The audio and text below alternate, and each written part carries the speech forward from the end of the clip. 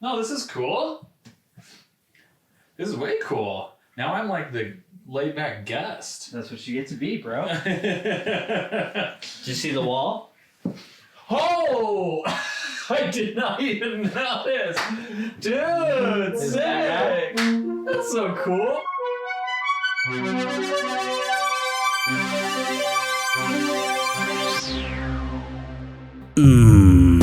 It's quite amazing. Ask not what your Voice. can do for you.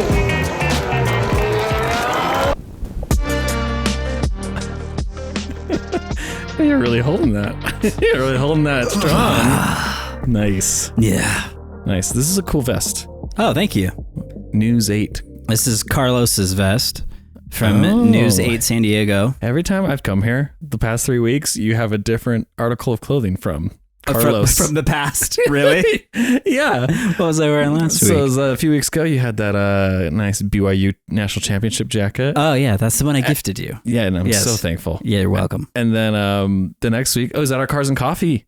You're wearing that cool Dodgers jacket. The Dodgers jacket, And I yeah. show up today, you're wearing a cool vest. Yeah. Dang. I hold on to the good ones. It's all really good stuff. My dad has emptied a few storage units into my home. And you're And I've reaping the benefits. confiscated many items. That's amazing. To be like, these are mine. Sorry. You lost it. Well, welcome to the Fast Ones. Yeah. I'm your host, Max. And this is Mike. How's it going? Good. What was that to me? Yeah, kind of. I realize It has it's to for be. the fans. Yeah, You're the listeners. But I'm acting like it was to me. Yes. Hey, thanks to everyone who came out to the Cars and Coffee meetup at the Grid. We made some few announcements for it. It was great to see everyone. Mike and I set up Mike did a lot of work. He brought out some chairs and some It's not atypical prizes. for me to do a lot of work and Max to do almost nothing. Yes, I was very lazy this weekend. But no, we had some people come out and say hi. We Yeah. met new people, started following us. Yeah. It was a great event. It was a ton of fun. For those of you who might know, way back in the day, we were giving away cards. Yes. One of the winners of the cards came. And that was so good to be able to put a face to the name and connect who we gave an Otmar Schaffenauer Man, card he to. still had pictures of that card. He's got it placed on it his over his phone. mantle. And right in front of his family picture. It's an Otmar Schaffenauer card. It's super valuable now. It's very valuable. It's like a Picasso. It's a one of one. Yeah. No, so that was great. We're gonna hopefully do more of those in the future. It was a lot of fun. But it is getting cold, so we'll see. Yeah, we'll see. Okay. Hey, I have a little quiz for you. A Monday quiz. This was sent in by a fan. Okay. So everyone, we got a lot of people sending things in. Yeah. Questions, stuff to our Instagram. So thanks for sending this in. Thank you. Okay, this is going to find out which Formula One team you're a fan of. It's a flow chart. I'll ask you some questions. Okay, Yes it's or like no questions. like a Venn diagram of sorts. No, like a flow chart. A Venn diagram is like overlapping. Which is interest. fun. Which is more fun. Flow chart is like yes or no, and it shoots you down to different areas. So nerdy. Okay, continue. Well, you asked if it's a Venn diagram. I like Venn diagrams more. I They're said more flow visual. chart from the start. Okay, here we go. Have you watched F1 before, Mike? Yes. Okay. Next question. Do you value teamwork? Yes. Okay. Are you a patriotic Brit? No. No, you're not. Are you a chav or I would say a douche? No. Okay. I don't think so. No, I don't think you are. Are you older than 13? Yes. Okay. By some margin. Have you crashed your car? Many times. Okay. That lands you as a Haas F1 team. Yes. I am dead serious. You landed right on Haas. That's amazing. Yes. So if you had watched F1 before and you said no, you're a Mercedes fan. Okay, good. That would make All sense. right, A lot yes. of newcomers are like, Lewis. Yeah. Or Ferrari. Yeah. The next one. Do you value teamwork? If they said no, then that leads you to Ferrari. Okay. Yeah. Or if you're a patriotic Brit, that would have shot you off to like Williams or McLaren. Okay. Are you like a douchebag that's like Red Bull? Yeah. Are you older than 13? If you were younger, it says you would have ggone to AlphaTauri. Oh, okay. Have you crashed your car? Right to Haas. Right to Haas. So far down the flow chart. I passed. So far we had followed the same one. But I have never crashed a car. So I went. The next one for me is: do you always copy other people's homework? Who do you think that goes towards? Aston Martin. Yeah, that would go to Aston Martin, but I don't. So then it says, "Are you Italian?" And I am not Italian. That would have shot me to Alfa Romeo. Alfa Romeo, yep. And then I said, "Do you disappoint your parents?" And I said no, and it says liar, and it points me to Alpine. So I'm apparently an Alpine / Renault fan. Okay. Yeah. I mean, not all of us can be perfect. No. Apparently Your lack of crashes. perfect car record has led me to Alpine. That's disappointing. Yeah. Wreck something, Max. Come on, get with the program. I will. I'll wreck something. It puts air on your chest. Okay. Well, that's it for the intro. That's a great quiz. That was a very fun flowchart.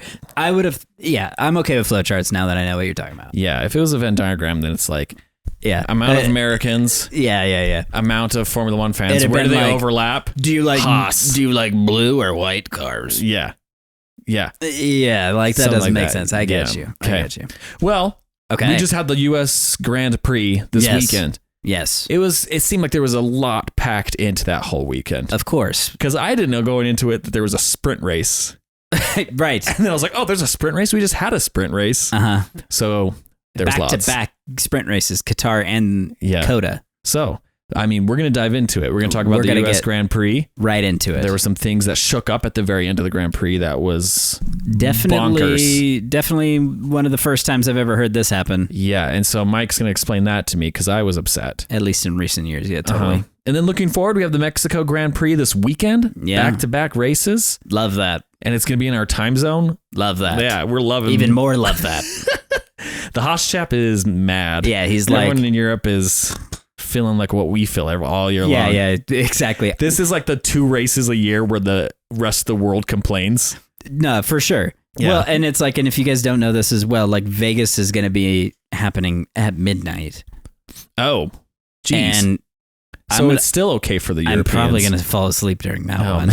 Jeez. So just saying, when everyone's like, all Americans are so excited about the Vegas Grand Prix, I'm like, I don't know if I'm quite there. Yeah. I feel like I'm maybe the opposite. But this race, little disclaimer, this year I've been a little bit harsh. About what? And I've said that people's opinions were stupid opinions, in my opinion, of the sprint race.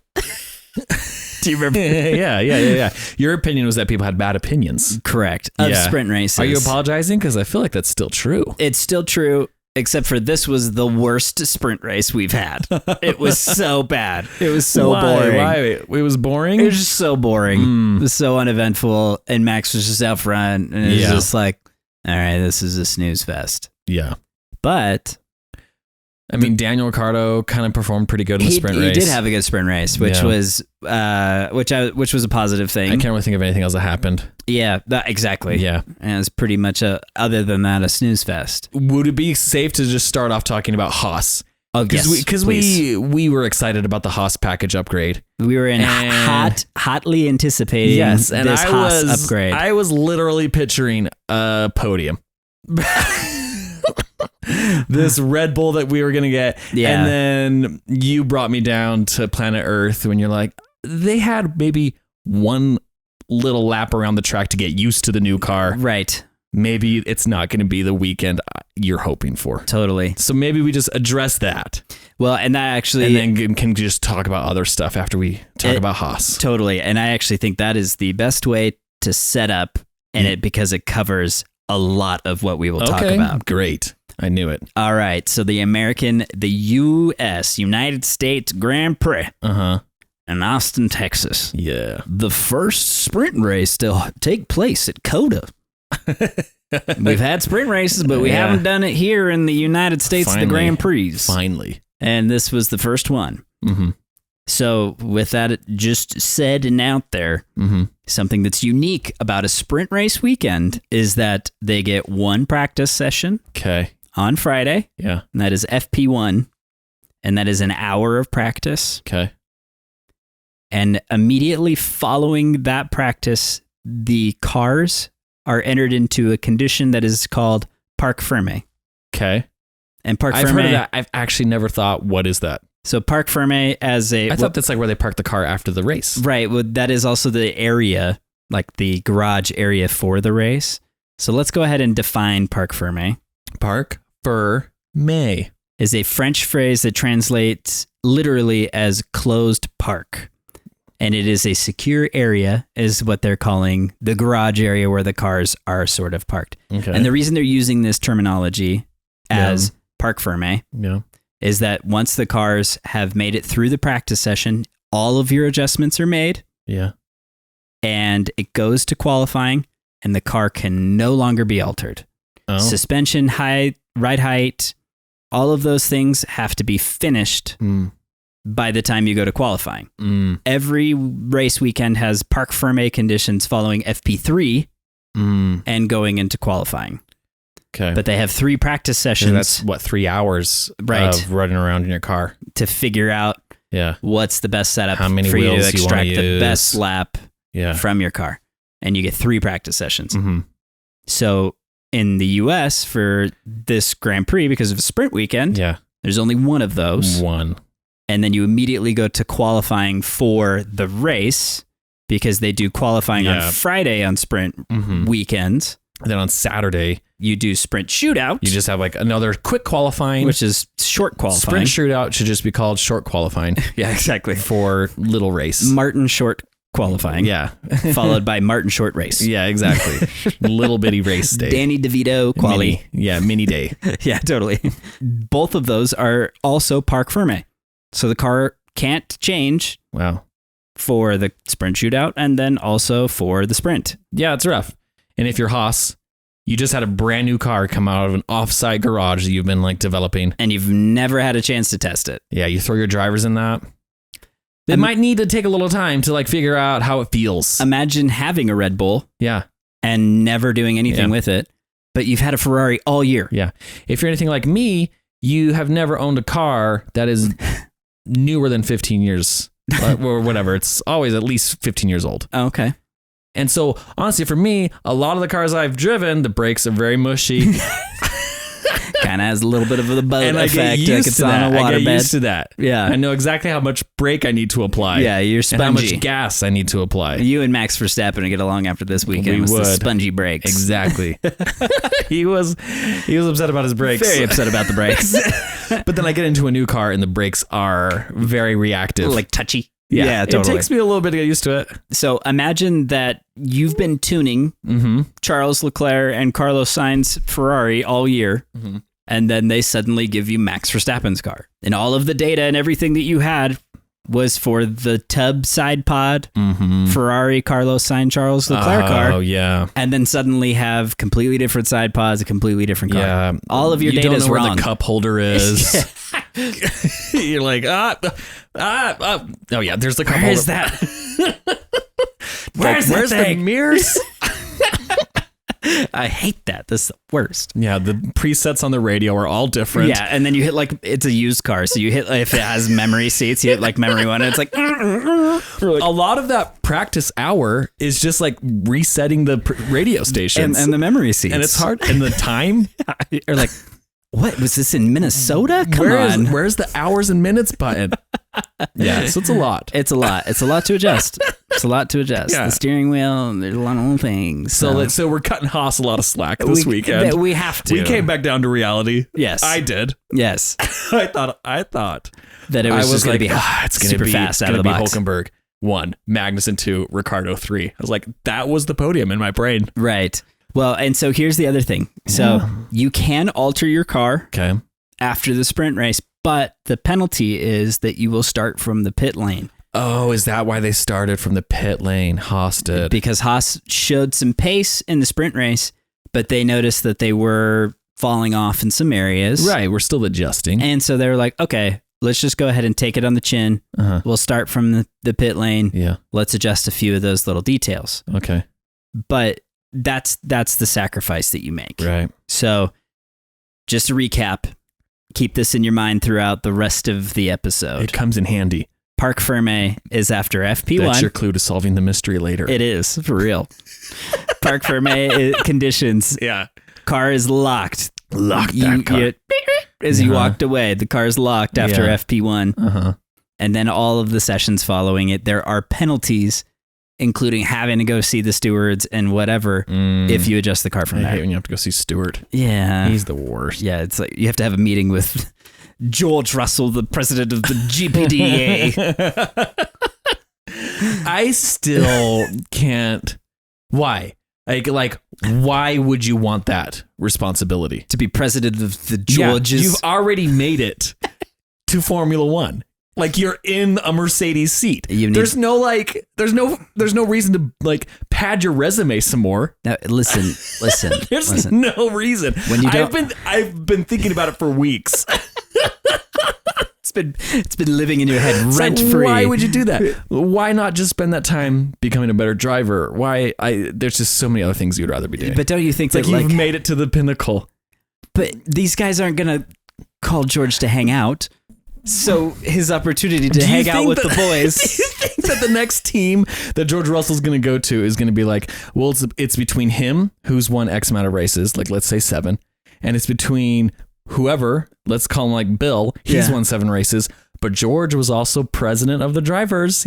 And won once in Brazil on a fluke. So, I mean, it doesn't make sense to me. Anyway, okay. So sidetrack. Yeah. So I digress. Yeah, it's all good. I mean, like I said. So you paid the penalties for having adjusted your car. Yes. Yeah. And so you don't want that. You also don't want to have to start from the pit lane if you don't have to, especially if your car is close. Yeah. In Haas's situation, the car was still fine tuning, still figuring out how to make it better. Yeah. And so I totally understand what their strategy was this weekend. It was definitely going to be more of a test session. And we know that Gunter and Gene have an understanding of each other, where in 2021, they didn't improve the car at all to save all of the money to be able to benefit the car for 22. Yeah.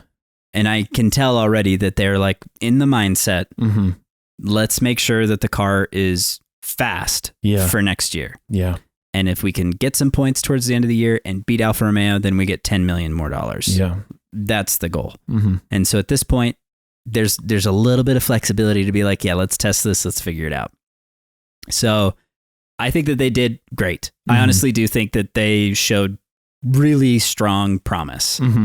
I could tell that it wasn't tire fall off. I could tell that they were actually racing people. Cool. Yeah. And it's like, man, you've seen these previous races. We all have.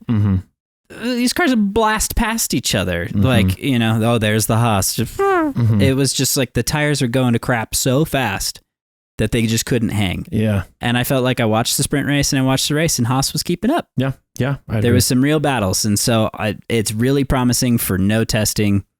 And I think we'll get there. Cool. So that's a great place to start. Yeah.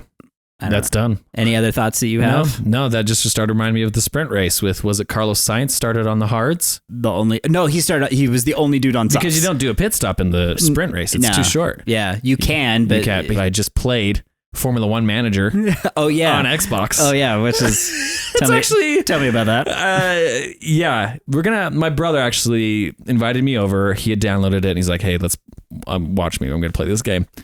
He'll have to send in a review. We'd love to get a video game review from I would Sam. love to hear more about this. But I'll say one thing. You spend more time than you think answering emails. You really are managing. Yeah, you're like, you get to the point where the responses you're writing are, why are you asking me this question? Like, this could have been a phone call. That's like... But no, he tried to do a tire strategy on like hards, and then like you just fall off after a while. The hards, and I don't know why that happens.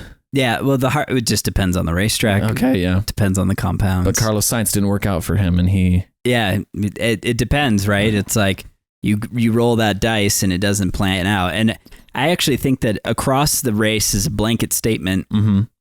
The race was there were so many variables. That even though the racing wasn't too like dicey, there wasn't a lot of like passing, there wasn't a lot of like action that was like real DRS using drive it in there and try to beat your competitor kind of thing. It was a chess match, and you could tell it while you were watching that it was like Zach Galifianakis in The Hangover with all the numbers flying around. Yeah, thinking deep. Yeah, it just got to that point where it was like, is Lewis Hamilton's strategy better than Max's? is that final set of medium tires going to give him the advantage at the end to actually win the race, which got close. Yeah, in the real race. Yeah, and so a lot of the that was kind of fun. Yeah, I think that was part of. I think the big win of the weekend. Yeah, was that it seemed like some of these very different tire strategies. Were really similar in pace. And could have given us really any type of result. Yeah, which was cool. When in the big race, the actual Grand Prix, it was interesting to see. Like Max did pull away, but I felt like McLaren and Mercedes didn't let him take the gap too far out. Yeah, they kept touch. Yeah, and then Max was losing pace at the end. And I think if Lewis had 2-3 more laps, would have passed him. Would have made it happen. Won that race. Yeah. Holy cow. Which would have been epic, and then a very epic. Oh.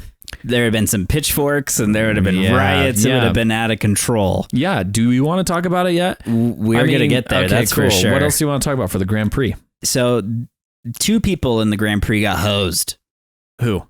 Charles Leclerc. Oh. Started on pole and ended sixth. Yeah. Oh, poor Charles. Not the race that I think he wanted, but start on pole and not win race that he's done so many of. Most drivers want that race. Yeah. They want that result. Here's a stat. You Charles ready for it? Is different. If he starts pole, he wants to finish first. For some reason, I feel like you're going to get this right.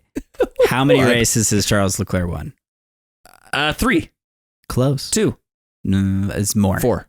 One more. 5. He's won 5 races. Okay. How many pole positions has Charles Leclerc had? Isn't it like 9 or 10? 21. Oh my gosh. Charles, I knew it was lopsided. Yeah. But that is like huge. Lopsided. That is pear-shaped. Charles Leclerc has the most pole positions without a world championship of any driver in Formula One history. Dear. That's why he sits on that piano.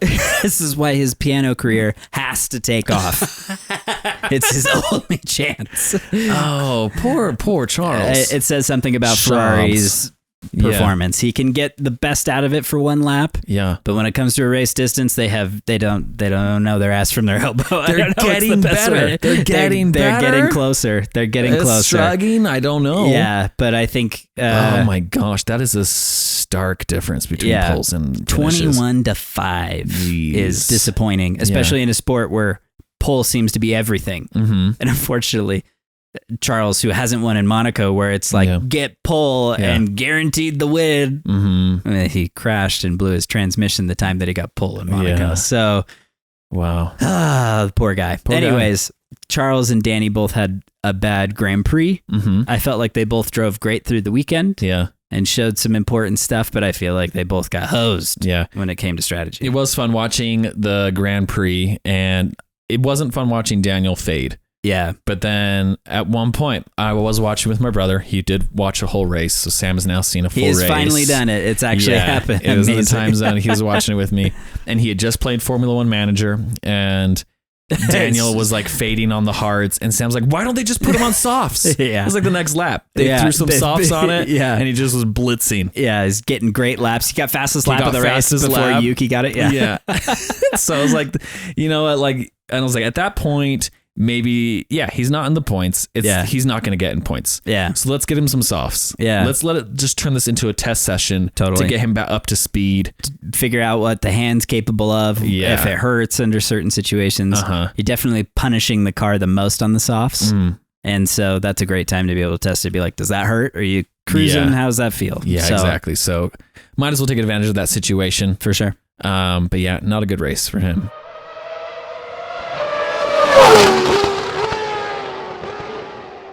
Moving on, other parts of the race. Anything else to talk about? Oh, can I mention this? Yes. I don't know what George's deal is, but I loved in the sprint race, he was overtaking someone, Piastri. Maybe it was Piastri. Okay. But he was behind him, and he just like went off the road, back on, and it was like, he pushed me off. Oh, yeah. I think even his team was like, no, he didn't. Dude, you just drove around him. Right.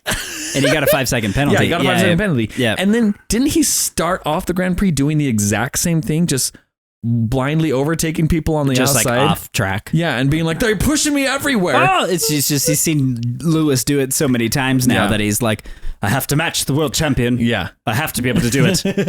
He's got to test those boundaries. He has to push the limits. Yeah. But that was really funny. Just a blatant. And I think even the commentators were like, oh, just a little bit of drama. Yeah. Stirring up from George right there. I was like, yeah. But I get it. Under those circumstances, these drivers are like flying around 200 miles an hour. You know, in those split-second decisions they make, and then they're just like full of adrenaline. It's like, they get on the radio and they're mad or whatever, but I just love as fans seeing the big picture and the bird eye view and being like, you're an idiot. Yeah. Do you realize how dumb you sound? He pushed me off the track. I was like, dude, he didn't even know you were there. You, like, if we were on the highway right now, like, all the other cars are looking at you being like, did you just honk at them? Yeah. Come on, bro. That wasn't even a big deal. Yeah. So, yeah, totally. Max Verstappen had some good radio messages. GP was getting screamed at. Underbraking again. Yeah. Don't talk to me. Beep. Understood? Understood. I will kill you. Thanks, Max. Thank you. I think GP. I think he was asked, "What do you say to Max when he says something like that to you? Like, don't talk to me under braking." Yeah, and he says, "Well, don't ask me questions on the straights." Just being a smart aleck, but yeah. And I love comparing it to Charles Leclerc's team radio too. Yeah, and I love that so different. Whoever that guy is who talks to Charles just can't get it right. No, and Charles is so mean about it too. He freaked Charles out because like. When he got pole position, he's like lap time deleted, and he's like track limits. He's like, what? He's like, for Max Verstappen, say that first. It's like, yeah, dude. Yeah, like, are you trying to give him a heart attack? He has gone through so much. Can't you just be clear and normal for this poor kid? Like, and it's like, for Max, and it's just like, it's okay for Max. Giving me a heart attack, dude. I pushed that so hard. So amazing. Yeah. Those are all my highlights from the United States Grand Prix. That is a very like, I do love it too. Mm-hmm. It's funny to analyze what is being said because we get such a small window. Yes. We don't know the full conversations. You just get these like George Russell rants. And I think that might be the funniest is that when like we get the longest, for some reason it is George. He's writing books, novels over the radio. George, we need to make a compilation at the end of the year of like just his worst moments because we forgot.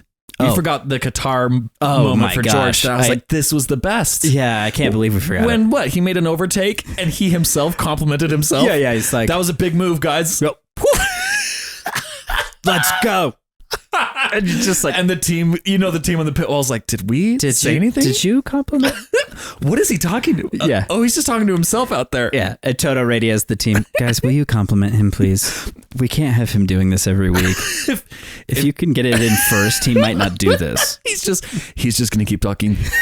Someone just shut him up. Say good job. Yeah. It's just like, woo.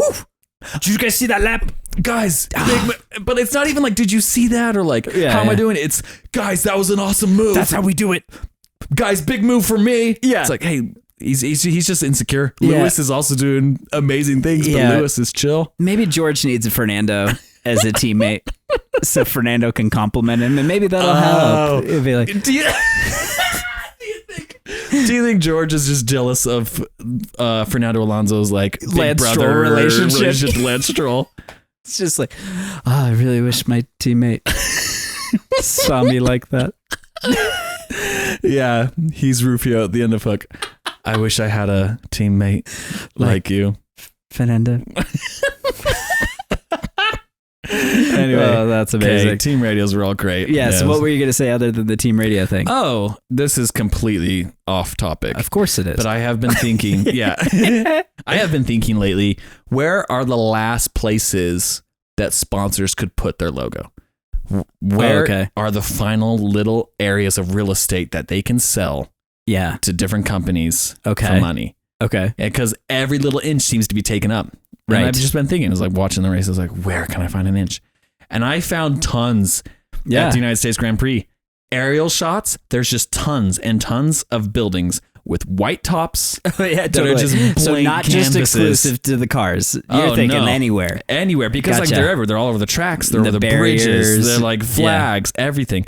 And the only thing that's left is just these giant like garages or buildings that have flat white tops. Yeah. I was like, man, Doritos, buy that out. Doritos Locos Checos. Rolex, Put it right the there. Doritos Locos Carlos. This is a prime placement. So that was another revelation I had. We have found Frito-Lay's future home. Exactly. If Amazing. I could broker that deal. You'd be Zach Brown. Yeah. If you as a listener can think of any other places that sponsors could fit, Yeah. let us know. Outside of sponsors. Yeah. The other thing that I felt like I needed to like kind of point out is that this was a quiet weekend for Checo. He's had so many bad weekends where things just didn't go his way, or he'd been in crashes, or obviously it just was not great. Not stellar performances, but solid days. Yeah. Which I think that for his confidence and Red Bull's viewership of what he's doing right now, this weekend was massive. Yeah. Just give us something. Yeah. Don't crash. Yeah. For no reason. And also try to finish somewhere in the points that's definitely reasonable. An uptick in his performance for sure. And as we watched the battle with him and Lewis, I was disappointed because I do want Lewis to like, put some fight. Right. Perez held on and created a wider gap between him and Lewis. Yeah, he did a good job this weekend. Outside of that, I think that McLaren had a decent weekend, even though they lost Piastri to an engine issue because of crashing with Ocon on the opening lap. Oh, yeah. Lando led the race pretty strong for like a while. Yeah. It wasn't until Max caught him that really the McLaren had any issues keeping up. Yeah. And so I thought for a minute Lando might get his win. He was looking kind of promising. I'm like, the Red Bull. Do I need to clean my glasses? Is Lando winning right now? Is he leading? He led the race and he kept increasing that gap from like, 1 second to 2, maybe 3. I was like, that McLaren's looking fast. Yeah. It's crazy that Max was able to manage it still. All right. Now I feel like we've gotten deep into this now where we're going to have to talk about it. Yes. We're going to have to talk about what happened. Yeah, we're going to have to talk about the old Zach Brown in the room. The elephant in the room. Oh, God. I can't believe that we're going to have this conversation that Formula One cars can be DQ'd for something so minor. Yes. And I feel like I have to start with that. And I'm going to say that we're consistent. I'm consistent on my belief here that the last time that we had a conversation like this was about Sebastian Vettel being DQ'd for not having enough gas. Yep, the fuel at the end of the race. Yeah. And was robbed a P2. Yeah. And so this goes along with that same belief that maybe there's, if you can crash into a car or send it airborne like Lance Stroll did to Fernando Alonso last season at the United States Grand Prix, right, and only get 5-second penalties. Oh, yeah. It seems to me like maybe a full disqualification is a bit brutal. It's a bit harsh. For kind of uncalled for. For some of these penalties. Yeah. To that be, here's what's assigned directly to that. Yeah. Can you explain? This is what happened. Because I didn't know what happened until later Sunday night. Right. I'd watched the race. Then later Sunday night, I thought it was 4 hours later. I thought it was a joke. Yeah. That came through. You're like, is it April Fool? It's October. Disqualifications. And I was like, I checked the Formula One. It was from Formula One's Instagram post. And I was like, that can't be real. I sent it to you on Instagram. I was like, what is going on? Right. So yeah, Mike? What happened? So for those of our listeners that might not have seen this, Lewis Hamilton and Charles Leclerc were disqualified and they threw the result out for both of them. See, that guts me. It's so harsh. As someone that I'm loving this now, Lewis and Perez. Right. Like battle. It's like there's an actual battle happening. Yes. And to see a driver lose all of the points that he'd earned seems like just a brutal thing. Very harsh. Now, and what was the disqualification for? So there, underneath Formula One cars is a looks like a big plank of wood. Okay. And it is called a skid plate or a skid block. It depends on who you're talking to. They all have different names. Grab your model car. I want to see. Oh, okay. Is there one behind on the model car? It's probably not on there, but I can show you where it is. Oh yeah, look. It's there. Oh. So Underneath an F1 car is a skid plate that looks like wood. Gotcha. And the idea behind this was in 1994. Mm-hmm. Part of the safety regulations that were released, Ayrton Senna's crash at Imola is actually what set off this regulation that they still use. Oh. And so the skid plate underneath the F1 car is designed to basically, it's to protect it, but it's also a measuring point for the FIA to say whether or not your car has been riding too low.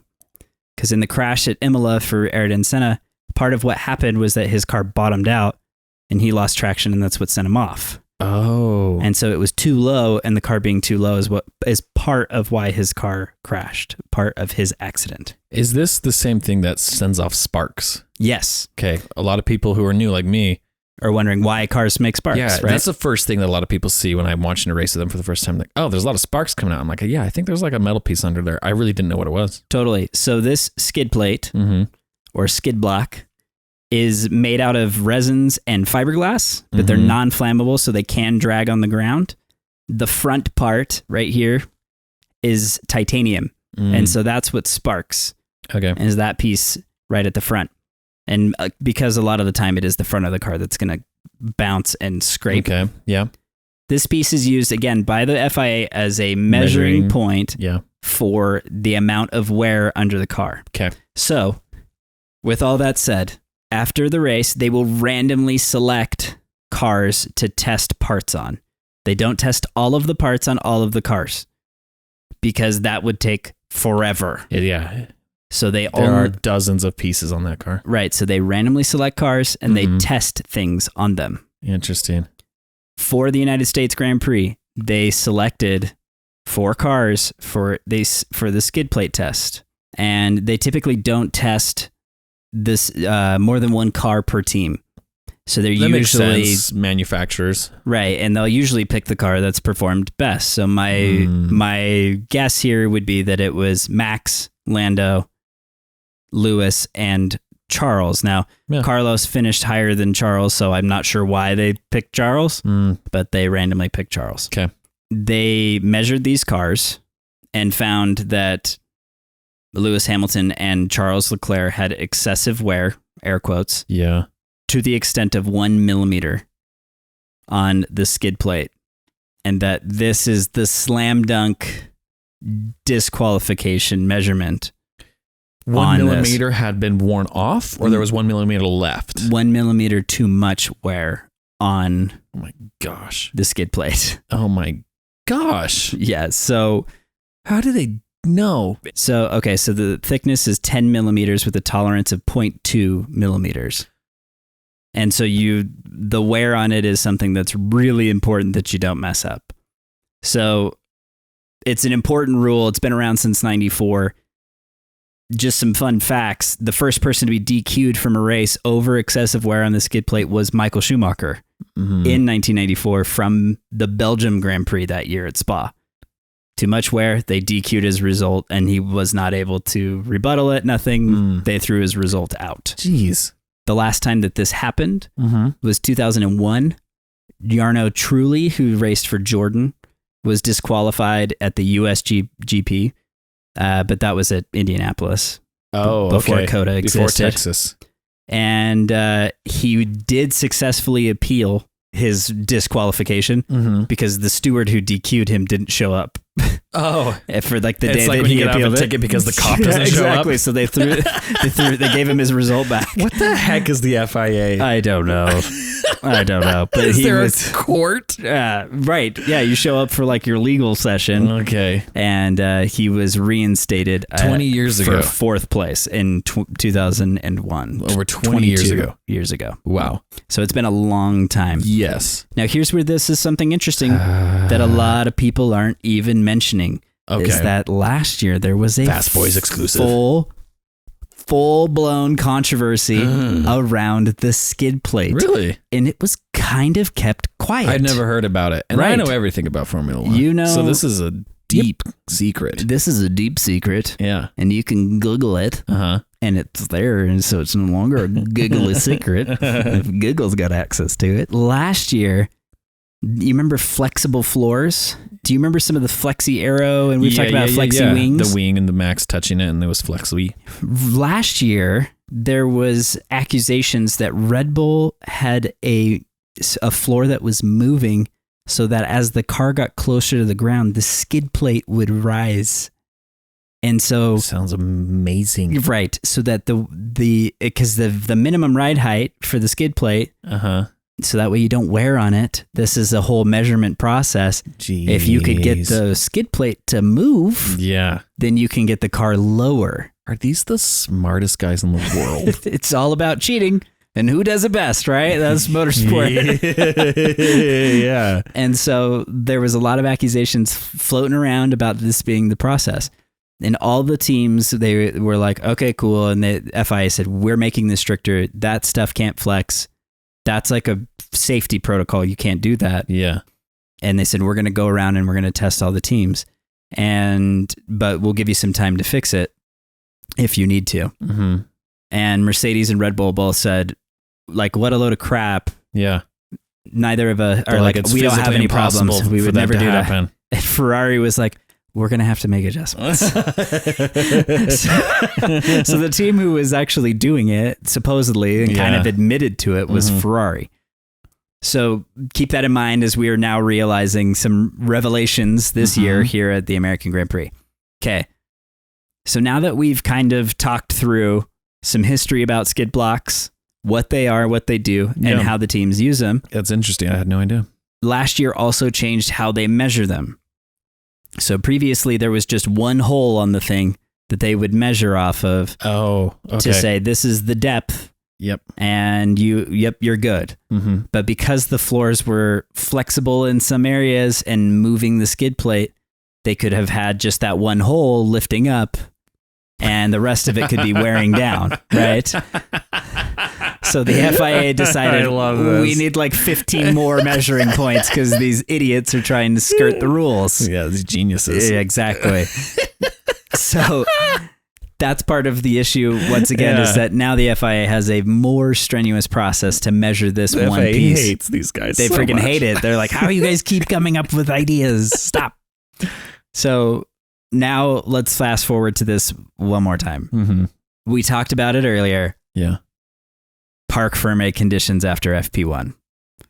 This is where this becomes a very interesting, I swear there has to be grace for this, but I could be completely wrong. Yeah. The drivers and the teams set the ride heights and all of everything after 1 hour of practice in Austin. Okay. Yeah. Throughout the weekend, the wind conditions constantly changed. The drivers and the teams were talking about gusts. Mm-hmm. Fernando Alonso came over the radio at one point and said, my suspension's broken, like rear suspension's broken. Yeah. And then they're like half a lap later, they were like, it was just a big gust of wind. Oh, really? And like a lot of the drivers had been feeling the same way. Oh, wow. Gunter said that Nico and Kevin had both said they thought something broke. And it was just big gusts of wind. Weird. Okay, interesting. So that's messing with your aerodynamics. It really the way is. your car's riding. Yeah. And you start to feel like something's off. It doesn't feel right. Yeah. And so 1 hour of practice, ride height set, big gusts of winds, things that you just can't account for in 1 hour of practice. Yes. Is playing into this. So the Ferrari team said, look, we Parc Ferme condition after an hour. We didn't get the skid plate. We didn't get the height set correctly. Yeah. But we also didn't account for a lot of the headwind that we were getting. Yeah. Which is lowering the ride height of the car. Yeah. And Mercedes similarly said, yeah, this is just a product of not having enough time to be able to test and gauge how much wear the skid plate was going to have. 2 races. 2 races, 2 qualifying sessions. Oh my gosh.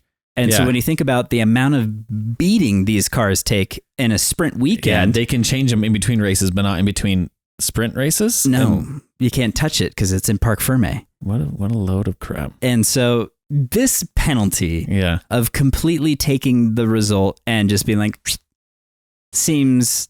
it seems like they are keeping an ancient penalty. Right. For in like a era that has new races. Right. Like they need to adjust the like the penalty doesn't fit the crime. Yeah, for like what the thing is going on. Because look, there's performance to be gained by being low. We know that the lower the cars are, the faster they go. Yeah. They also porpoise. So they do the bouncing. Yeah. So the teams can't actually get super low because then the cars bounce like crazy and you get Lewis climbing out with a bad back. Yeah. Right? Poor Lewis. So we've already got cause and effect in there. You can't actually run it too low because the car doesn't perform. So we've already kind of got something there that's keeping the ride heights reasonable. Yeah. And so all I have to say is that it seems to me like maybe there's like a 5-second penalty for being like you ran too low. Yeah. And like I said, when was this law put in place? 1994? 94. And when did they start having sprint races? Just last year. Yeah. Can you change things a little bit and make adjustments? If you're going to say Parc Fermé after FP1? Yes. Seems like maybe there's some grace to some of this, or maybe there's another opportunity to adjust. So Mercedes and Ferrari, they've appealed. They both plan to. I would be very surprised if they don't. I would be very surprised if they don't have a strong case. Right. If we could come up with this strong of a case in 2 seconds on a podcast just in a studio. Right, exactly. And we know about as much as the average fan. Yeah. Or a little more than an average fan. But yeah. If we're Alpine fans. If we put our two brains together, Mike, we're a Haas and an Alpine fan. We are smarter than the average person. I'm no engineer, and I am also not a steward, but it seems to me like it's logical. Yes. That the expectation is too high and that there should be some ability to flex. Would you want to go up against Toto Wolff in an appeal in a courtroom? Interestingly enough, in the F1 Nation podcast this week, they have a steward on the podcast because of this, and they do an interview with Gunter, and afterwards they're like, hey, he seems like he's positive, like he's got a lot of hope in this new upgrade and some things. Yeah. And they get around to the steward and he's like, you know, I've been on the real bad end of Gunter in a Monaco situation where he wasn't super happy with some of the things and swearing his head off and yelling at me. And he's like, I just remind myself, he's just a really passionate guy. This is just a lot of passion and a lot of love for what he does. And he's like, so I just have nothing but respect for him. And I was like, that's really interesting, given a guy who's been on the bad end of what we've seen on Drive to Survive. Oh, exactly. I'm just picturing some poor person in like a department store. Yeah. And like someone's mad because their coupon is expired. And then being like, they're just passionate about shopping. Yeah, exactly. I love this person's passion. They're here with their single-use plastic bag, and they're just trying to do well by themselves. 50 cents off cheese nips. They're passionate about crackers. And I don't have the power to adjust it. I just don't. So that's good. Yeah. That's stand-up person. So that's so crazy. I've been wanting to ask you this. Yes. If Lewis did win second, if he got reinstated, his points, whatever, right, what would the point shakedown be? How close is he to Perez? If it had all finished out the way that it was supposed to, I believe that it was somewhere like 11 to 15 points between them. Ooh, see, I want that gap to be close. Yeah. This is getting exciting. It was getting close. Yes. The next piece of this actually that I wanted to show you is that you too can own a timeshare. a controversial piece of history. What is it? By buying yourself. Wait. Wait, don't show it. What is this controversial piece? Can I guess? Yes. Is it a Formula One controversial piece? It is. And it is topical to what we've been discussing. Oh, is it race-worn Michael Massey button-up shirt? Button-up Puma underwear? Is it the slacks he made the decision in? It's not that. Okay, what is it? It is a Mercedes AMG Petronas Formula One team skid block skateboard by Formula One Authentics. No way. When is this? This is when still was this made? It's the 2015. It's off the 2015 that's car. So funny. So you too can own a controversial piece of history. Oh, that's made from the bottom of the car. From the skid block on the car. That's pretty cool. They make a skateboard. It can be yours for the low cost. It's got to be at least $800. $874. Wow. Way to go, Max. That was a great guess. And so we might just need one for the studio. So we do. We'll just see. You can also get an iPhone holder, an iPad holder, And I think there's a few other, like, you can get some disc brake tables. Is it like the same like iPhone holder in the vents that they use inside their Formula One car? Yeah, it's made. It's the exact same. Is it the sat nav that they used to get around the track? And like, Lewis makes his TikToks while he's driving. Siri. He's just like, Siri, where's the next pit exit? Routing. Make your next left. make your next left at the Taco Bell. That's at the Vegas Grand Prix when they get those directions. Yeah. And Max gets like directions. He's like, shut up. No, while I'm under braking, Siri. Not under braking. Understood. That's amazing. Can Formula One please make an AI that goes into your Google Maps and you can yell at it and it just replies, understood. Understood. Turn left here. I missed the turn, damn it. Understood. I know where I'm going at this point. I just needed to get to the right neighborhood you first. Don't need to bother me now. Understood. Yeah, I'm glad you broke down skid plates because when you told me that, I had no idea. I really didn't, and I was blown away because of the idea. It's like, yeah, things wear out. Right. It seemed to me like, oh, your tires had worn out too much, and I was like, what do you expect? I made them last. They're race cars, and I drove across the line, and I'm still here. Right. That's the point of the race. Right. And so it was wild. Also, side note, it is interesting that it seems like everything, and of course it makes sense. Everything on the car seems like it has either come from the idea like we need to make it faster or someone died. Right. Yeah, totally. And this is now to stop other people from dying. Innovations are one of two things. Yeah. It's a safety thing or it's a speed thing. Yeah. And they're both going to keep pushing each other. Yeah, until it's just people just self-combust at the ultimate Very speed. Interesting.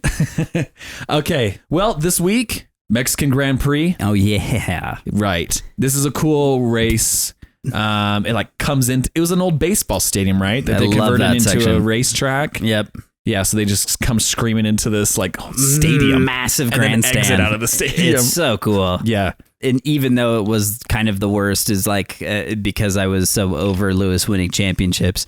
Lewis won, I think, 2 of his titles in Mexico, and each time it was just like he pulls into that freaking grandstand, and it's just like for him when he gets out of the car, and I was like.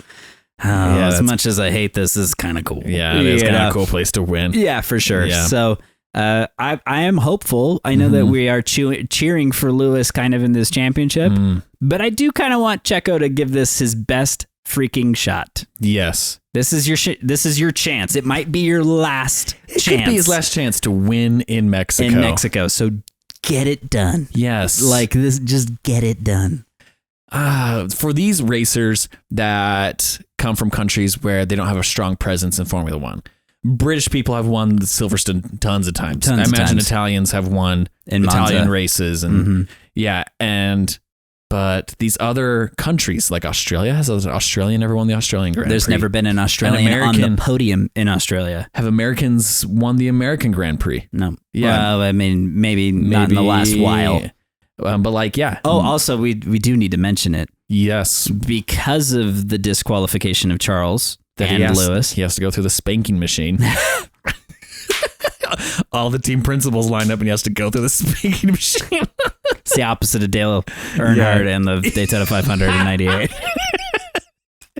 They just Formula go down the One line. has a different... It's just a little spanking line. If Charles doesn't win Monaco again, it's going to be so sad. It's the line of shame. Yeah, sorry. So anyways, this promoted one Logan Sargent to the points. Okay, yeah, we got an American in the points. His first points finish and the first American to finish in the points since Michael Andretti in 93. Okay, yeah. And it was at home. It was an American race. And so congrats to Logan Sargent. Out of all of this mishap and mayhem, I'm glad that he also had a solid weekend. But he could get it taken away. It could if it gets appealed and it wins. Yeah. But for now, we can celebrate for him. Go Logan. Way to go. Logan Sargent. It was a solid finish given all the things that happened in this race. Sam was very impressed with a lot of the Formula One drivers' names. He's like, they all sound like made up action hero names. He's like, where are they getting these names? And I was like, it's actually true. They're very rad names. Televisable names. Honestly, Lewis Hamilton and George Russell are not interesting names. No, they're very run-of-the-mill. English-based names. But like Lando Norris? Right. Like Lando Yuki Calrissian? Tsunoda? Right. That is a rad name. Right. Carlos Sainz is cool. Okay, I'm surprised you haven't even gone there yet. Toto Wolff. Total Wolff. I'm talking drivers. I know, but like we're talking about villains, and like... Helmet Marko is a great villain. Dark Helmet, Lord Helmet. And then for the American to be Logan Sargent. Yeah, exactly. Just great. 2 on the nose, as we've discussed in the past. But good for him. Got the point. It's such a big triumph for him, honestly. His post on Formula One of like, I got a point. It was just like a weird selfie, like on a plane. Yeah. And it just made me think like, does he have friends? Can someone take a picture of him? Is there anyone around him to be like, yeah? He's like, Logan, we're excited for you. This feels a bit Mazepin. You don't want to go there, but it does feel a bit like someone else needs to be in the room. Even Alex Albon near you, so you could be like, double points for Williams. Apparently it's not. like, no, just alone. It's Americans. We're at the sport alone. Sometimes we're gonna push our way through to the podium. Maybe he likes Green Day. If it's not Haas, it's gonna be Logan Sargent. Maybe he walks a lonely road, man. Maybe he's just a Green Day fan. I hate Green Day. Doesn't everyone?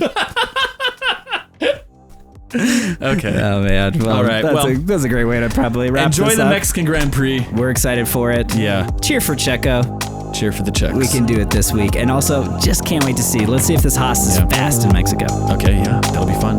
Let's do it. Look forward to it. Bye. See you next week. One small Podcast. He has to go through the spanking machine.